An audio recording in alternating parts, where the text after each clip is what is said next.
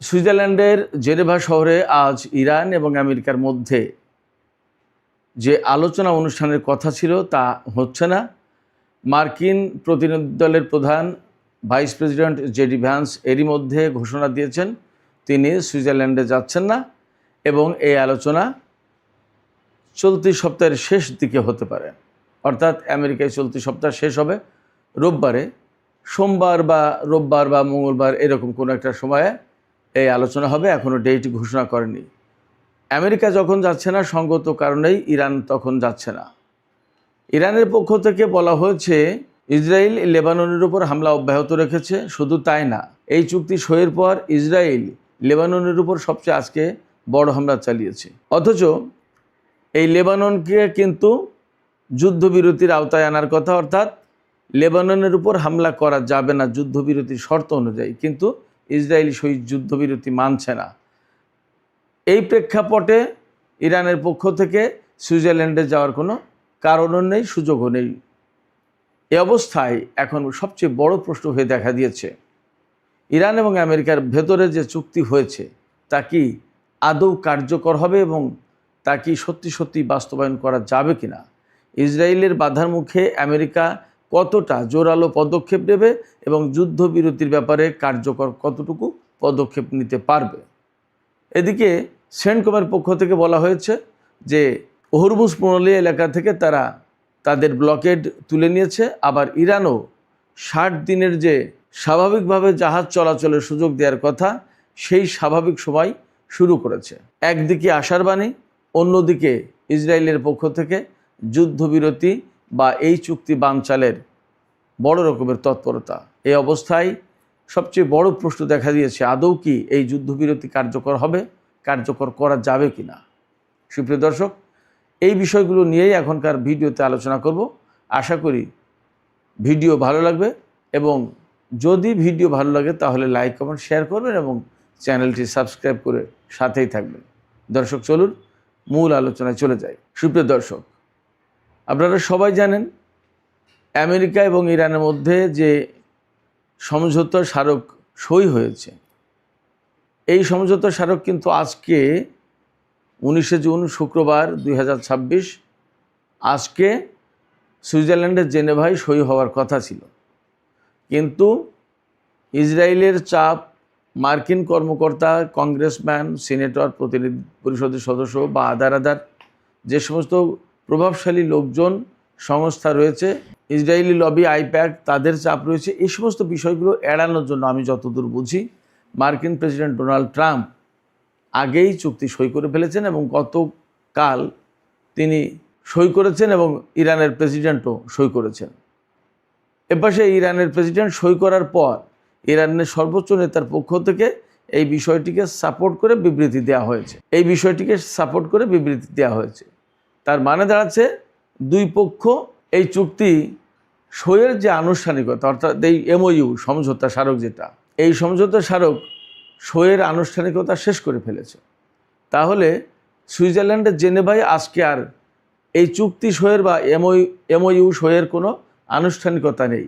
আজকে যেটা ছিল মূলত তা হচ্ছে যে সেখানে এই চুক্তি সইয়ের পরে যে 60 দিন সময় পাওয়া যাবে, এই 60 দিনের ভিতরে চূড়ান্ত চুক্তি সই হবে।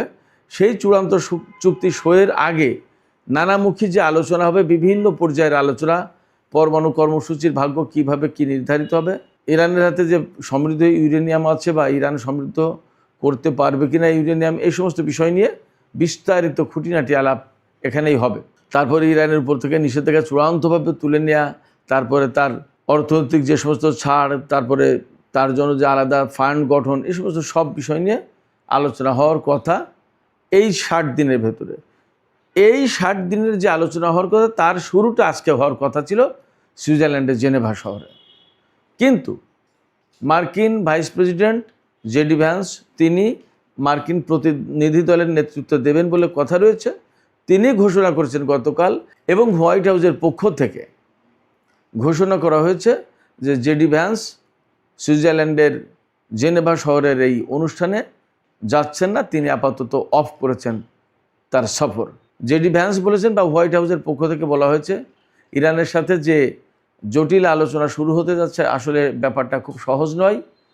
এই ব্যাপারে আরও একটু প্রস্তুতি নিয়ে তারপরে আমেরিকার পক্ষ থেকে তিনি আসবেন এই চলতি সপ্তাহের শেষের দিকে। তার মানে আমি আগেই বলেছি রোববার আমেরিকার সপ্তাহ শেষ, তাহলে রোববার, সোমবার, মঙ্গলবার এরকম কোনো একটা টাইম হবে। এখনও সে সুনির্দিষ্ট সময়সীমা বা কোন দিন এই বৈঠক আলোচনা শুরু হবে এগুলো কিছু বলেননি। তো যখনই আমেরিকার পক্ষ থেকে এই আলোচনা বা বৈঠকের ব্যাপারে স্থগিত অবস্থা ঘোষণা করা হয়েছে, তখন ইরানের পক্ষ থেকেও সঙ্গত কারণে স্থগিত ঘোষণা করা হবে, এটাই স্বাভাবিক। তবে কোনো কোনো গণমাধ্যম খবর দিচ্ছে যে ইরান আপত্তি তুলেছে প্রথমে যে লেবাননের যুদ্ধবিরতি কার্যকর করার কথা এই চুক্তি অনুসারে, কিন্তু ইসরায়েল লেবাননে প্রচণ্ড হামলা চালিয়ে যাচ্ছে, অব্যাহত রেখেছে। এই হামলা চালিয়ে যাচ্ছে, অব্যাহত রেখেছে এবং আজকে সর্বশেষ যে হামলা হয়েছে সেটা অনেক বড় হামলা। তাতে প্রায় 20 জন লোক নিহত হয়েছে, আহত হয়েছে অনেকে। এবং ইসরায়েলের পক্ষ থেকে বলা হয়েছে যে তারা লেবাননে এইভাবে হামলা অব্যাহত রাখবে, তারা এই চুক্তি মানবে না। তো আলটিমেটলি এই চুক্তির গুরুত্বপূর্ণ পার্ট হচ্ছে লেবাননে যুদ্ধ বন্ধ করা। তো লেবাননে যদি যুদ্ধ বন্ধ না হয় তাহলে আমেরিকার পক্ষ থেকে বেসিক্যালি বলা যাবে যে এই যুদ্ধবিরতি চুক্তি লঙ্ঘন করা হচ্ছে। তো যুদ্ধবিরতি চুক্তি বা এই যে সমঝোতা স্মারক সই হলো, এটা যদি লঙ্ঘন করা হয় তাহলে সেইটা শুরুতেই যদি লঙ্ঘন হয় তাহলে ইরানের পক্ষ থেকে কেন সেই বৈঠকে যাবে এবং এইটা কার্যকর কেন করবে? ব্যাপারটা কিন্তু এই রকম পর্যায়ে এই রকম প্রশ্নের মুখে এসে দাঁড়িয়েছে। সেই কারণে ইরান যাচ্ছে না। আর ইরান যেহেতু যাচ্ছে না, তখন আমেরিকার পক্ষ থেকে আলটিমেটলি ঘোষণা দেওয়া হচ্ছে যে তারা এই বৈঠকে যাচ্ছেন না। কিন্তু এর পেছনের মূল কারণ হচ্ছে ইসরায়েল।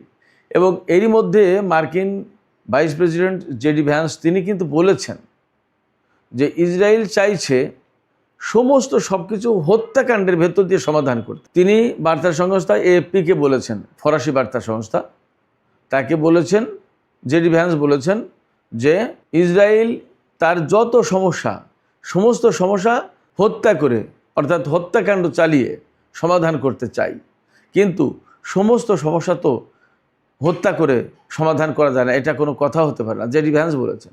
এবং জেডি ভ্যান্স আরও হুঁশিয়ারি উচ্চারণ করে বলেছেন ইসরায়েলকে মনে রাখতে হবে তার জনসংখ্যা মোটমাট 90 লাখ।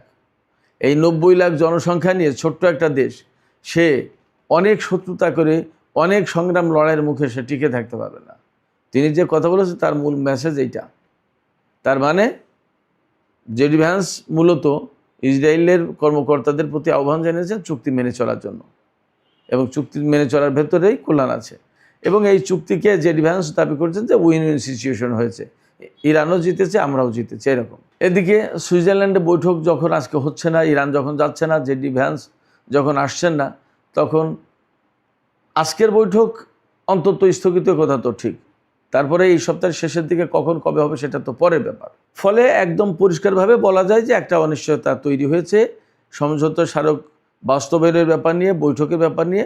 অর্থাৎ একেবারে শুরুতেই, পথ চলার শুরুতে একটা অনিশ্চয়তা তৈরি হয়ে গেল, কথা ঠিক। আবার এপাশে একটা আশার দিকও আছে। পজিটিভ দিক হচ্ছে ইরান হরমুজ প্রণালী থেকে তাদের নিয়ন্ত্রণ আপাতত 60 দিনের জন্য শিথিল করেছে। আর মার্কিন যে ব্লকেড ছিল সেই ব্লকেড কিন্তু প্রত্যাহার করা হয়েছে। সেই ব্লকেড প্রত্যাহার করার কারণে ইরানের জাহাজ স্বাভাবিকভাবে চলতে পারছে। সেন্টকমের পক্ষ থেকে বলা হয়েছে এ পর্যন্ত ইরানের 12টি জাহাজ হরমুজ প্রণালী পার হয়ে তাদের গন্তব্যের দিকে গেছে। আর ইরান যেহেতু হরমুজ প্রণালী থেকে তাদের কন্ট্রোল প্রত্যাহার করে নিয়েছে, সেক্ষেত্রে অন্যরা সবাই তাদের জাহাজ চলাচল করাতে পারবে, আপাতত তাতে কোনো সন্দেহ নেই। সেক্ষেত্রে সংযুক্ত আরব আমিরাতের পক্ষ থেকে বলা হচ্ছে যে বেশ কয়েকটি জাহাজকে, যারা অনেকদিন ধরে অপেক্ষা করছে, তাদেরকে জাহাজে তেল লোড করতে বলা হয়েছে। তার মানে হরমুজ প্রণালীতে অন্যরাও জাহাজ চালাবে, এখন আর ঝামেলা নেই। এটা পজিটিভ দিক। কিন্তু এপাশে চীন এবং রাশিয়া তারা সবাই বলেছে একেবারে পরিষ্কার বিবৃতি দিয়ে, এই যে ইরান এবং আমেরিকার মধ্যে যে সমঝোতা স্মারক সই হলো, এই সমঝোতা স্মারক সইকে স্বাগত জানিয়েছে দুই দেশই, চীন এবং রাশিয়া। এবং তারা বলছে যে আর যাতে এই ধরনের বড় কোনো সংঘর্ষ সংঘাত না হয়, দ্বন্দ্ব সংঘাত না হয়, তার ব্যবস্থা করতে হবে। সেই ব্যবস্থা নিতে হবে ইরান আমেরিকা সবাইকে, যাতে কোনো পক্ষ আর সংঘাতে না জড়ায়। তো রাশিয়া এবং চীনের পক্ষ থেকে পরিস্থিতি স্বাভাবিক রাখার জন্য আহ্বান জানানো হয়েছে ইরান এবং আমেরিকার প্রতি। এদিকে পাকিস্তান যে কূটনৈতিক প্রক্রিয়ায় এত বড় গুরুত্বপূর্ণ রোল প্লে করলো, বড় ভূমিকা রাখলো, এর জন্য আসলে সারা বিশ্বে তারা প্রশংসায় ভাসছে। দ্বিতীয় বিশ্বযুদ্ধের পর এইরকম একটা বড় যুদ্ধ, আমেরিকা এবং ইসরায়েল যেখানে এক পক্ষে আর ইরান আর এক পক্ষে, এবং যে যুদ্ধের ভেতর দিয়ে বেসিক্যালি বিশ্বের যে চলমান এককেন্দ্রিক ব্যবস্থা, এই এককেন্দ্রিক ব্যবস্থার অবসান ঘটিয়ে যেখানে বহুকেন্দ্রিক বিশ্ব ব্যবস্থা গড়ে ওঠার সম্ভাবনা তৈরি হয়েছে, সেই যুদ্ধ বন্ধ করার ক্ষেত্রে পাকিস্তান যে ভূমিকা রেখেছে তার জন্য সত্যিই প্রশংসার দাবিদার তারা, এবং তারা প্রশংসা পাচ্ছে এবং একরকমের অনন্য উচ্চতায় স্থান করে নিয়েছে পাকিস্তান, একথা বলতেই হবে। তো দেখা যাক সুপ্রিয় দর্শক, এই চুক্তি নিয়ে যে অনিশ্চয়তা সৃষ্টি হয়েছে, পাশাপাশি কিছু আশার দিকও রয়েছে, আবার কূটনৈতিক প্রক্রিয়া তো চলমান আছেই। চীন রাশিয়ার মতো শক্তিও এই যুদ্ধ বন্ধ এবং সমঝোতা স্মারককে ইতিবাচকভাবে সমর্থন দিচ্ছে, তখন একরকমের আশার দিকও আছে বলে মনে করা যায়। সুপ্রিয় দর্শক, এখনকার আলোচনা এখানে শেষ করতে চাই। আলোচনা শেষের আগে আপনাদের কাছে জানতে চাই, আপনাদের মতামত জানতে চাই, আপনারা কি মনে করেন এই যে জেনেভা বৈঠক নিয়ে একটা অনিশ্চয়তা তৈরি হয়েছে, এই অনিশ্চয়তা কি থেকেই যাবে নাকি কেটে যাবে? তার মানে ইরান এবং আমেরিকার মধ্যে যে সমঝোতা স্মারক সই হলো, তা কি কার্যকর হবে নাকি আবার দুই পক্ষ সংঘাতে লিপ্ত হবে? আপনাদের কি মনে হয়? আপনাদের মতামত জানিয়ে কমেন্টে লিখতে পারেন। আর ভিডিও ভালো লাগলে লাইক, কমেন্ট, শেয়ার করবেন এবং চ্যানেলটি সাবস্ক্রাইব করে সাথেই থাকবেন। দর্শক, আপনাদের সবাইকে অনেক অনেক ধন্যবাদ। আল্লাহ হাফেজ।